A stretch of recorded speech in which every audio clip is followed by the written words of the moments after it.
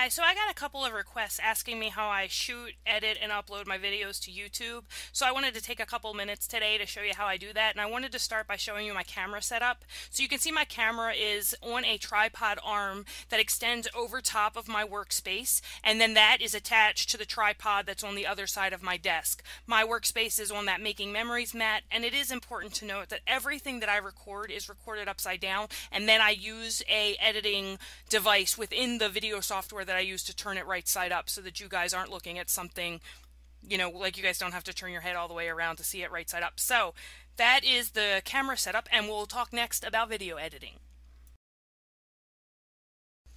So in order to edit my videos, I use software called AVS Video Editor. I use version 6.2. It's available for download, and it costs, I want to say, $39.99 a year or something like that. It's not that expensive for what I use it for. And Windows comes with a free media player, but I found this one to be a little bit more user-friendly, and I find that it's worth the price, whatever that price may be.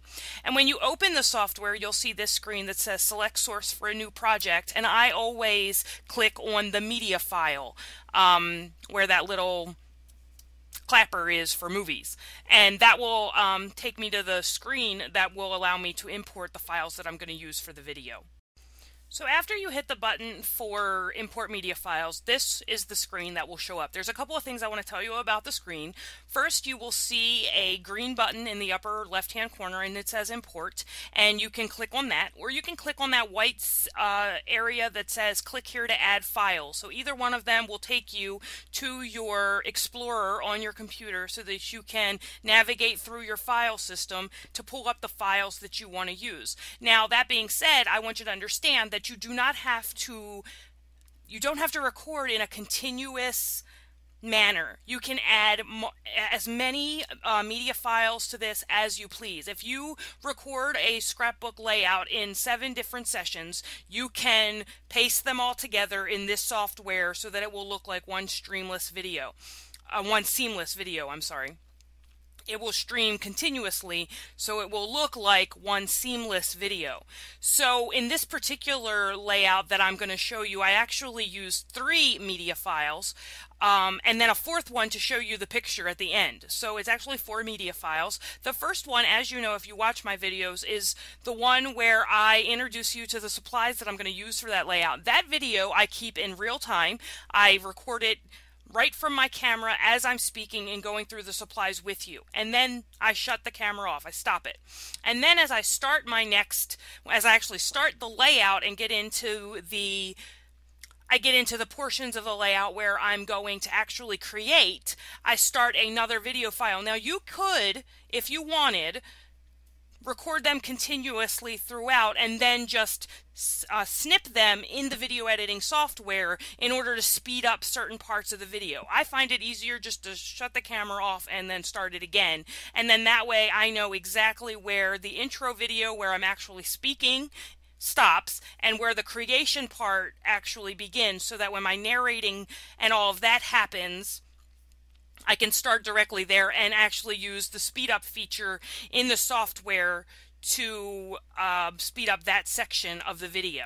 The other thing I want to point out for you on this screen is there's 3 sections. The one we already talked about, that white section where you're going to add your media files. You'll see that up there in the upper right-hand corner.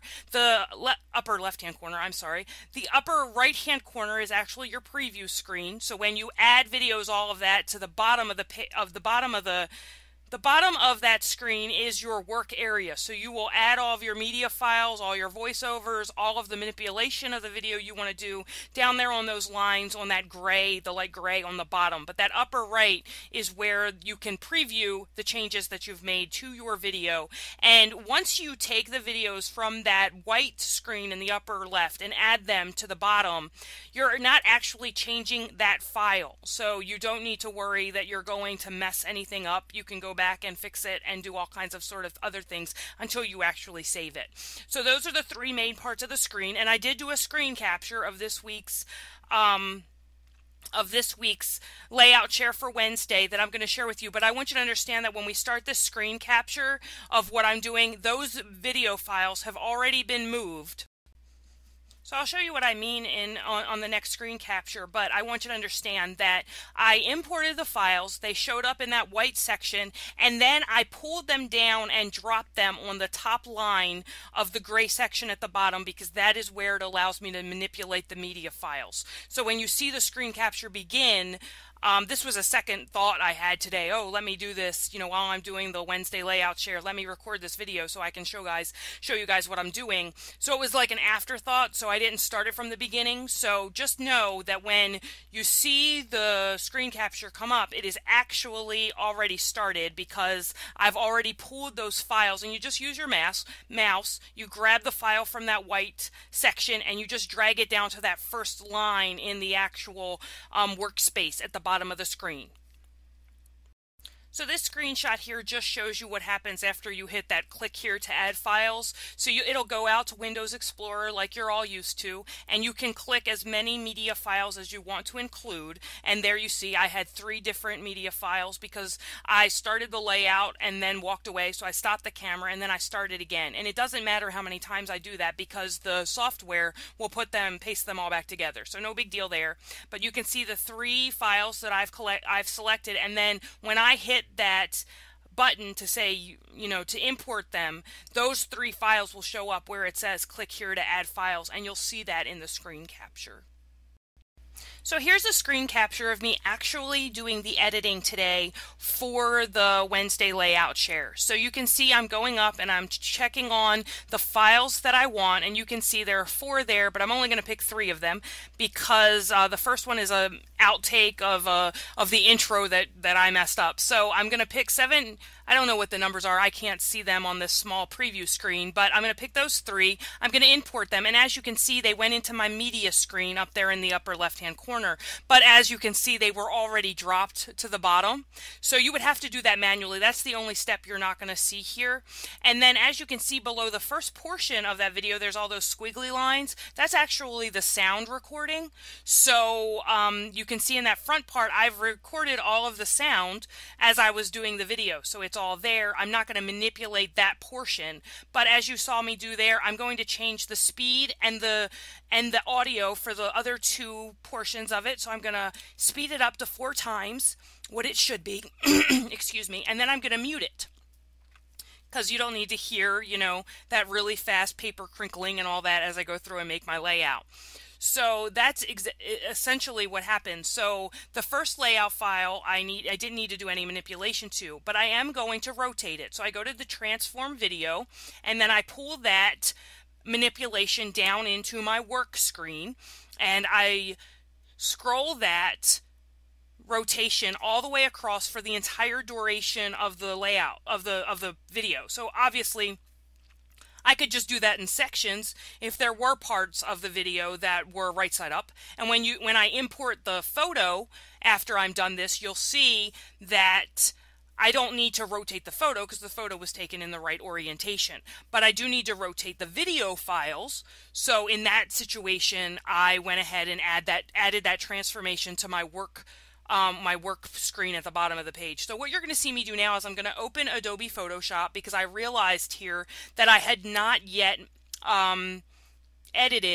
photo edited the actual picture of the layout. So you're going to see me open Adobe Photoshop, and then once that opens, I'm going to pull that photo in to Adobe Photoshop and do some editing to it. I promise that's what's going to happen. I don't know what the holdup is here. Yeah, so I'm looking for the photo here. I have to go through this whole, we all have these huge, like, spider webs, I call them, of our files, all the different layers where things are captured. So here I rotated the photo 180 degrees because, like I said, I recorded it upside down, and then I'm going to crop it so that you don't see that big mess on my work surface, and then I'm going to just do some minor photo editing. I'm going to do auto contrast, I'm going to do auto colors, and something else, auto levels. Yeah, auto levels. So I do all the all of the Photoshop editing that I do is all auto. Photoshop does it itself. So, And that's all I'm doing here. And then I'm going to save it.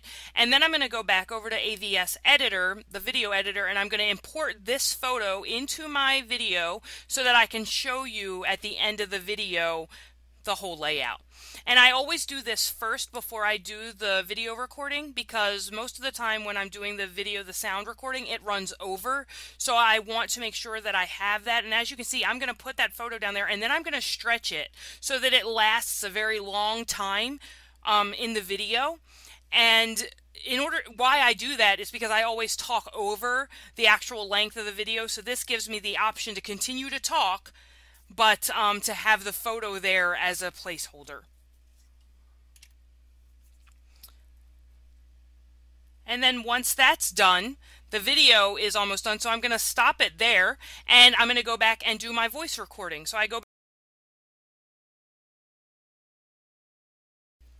So once the voice recording is done, it will appear at the bottom of that workspace. And you can see it there. And then I'm going to make the time that picture is shown in the video match the end of the voice recording. So you can see the voice recording all the way at the bottom there with the green line, and I'm going to make the time that photo is on the screen shorter so that it matches the end of the voice recording. And then what I'm going to show you is you can use the preview screen to go through and look at all areas of the layout. So I'm going through and I'm just pulling the arrow at the top to look at all the different parts. And as you do that is where you could actually trim the video up if there are portions of it that you don't want to share. So like if you're doing some boring stuff and you want to cut that part out, you can use that arrow, go to that part. So like this part here where I'm actually punching those shapes out, I could have cut that out of the video. So all I would have done to do that is hit that trim button that you can see kind of in the middle on the left. I would have trimmed it in the two places. I would have trimmed the video in the two places where I didn't want it to be, and then I would have just deleted that part of the video. But I want to warn you, do that before you do the voice recording, because obviously you've already put your voice recording in there and then it'll delete the voice recording as well. So you don't want to do that. I most of the time leave my videos whole and don't do a whole lot of editing, only because of time. It takes a little bit of time to go through and watch them all and get the video editing done. So then I hit produce. It takes me to a screen and says, what do you want to produce it for? I say I want to produce it for the web. I produce it in for YouTube in HD. I title it, and then I set it to render. And this is actually the part that takes the longest. This was I don't know how long it was. I think it was like a 17-minute video, and it took about an hour and 10 minutes to render. So that is the time-consuming part. So typically what I do is I set it to render before I have to go to work, and then I go upstairs and go to work. And then at lunch, I come down and I finish it and upload it to YouTube. So that's the process. If you guys have any questions about it, please leave them below, and I'll be happy to answer them. And if you want to know more about AVS, I'll be happy to share any information about that I can. It was just something that I found Googling. So that's that. So again, have any questions, let me know, and I'll do my best to answer. And I hope you guys are having a great day, and I'll talk to you next time. Bye.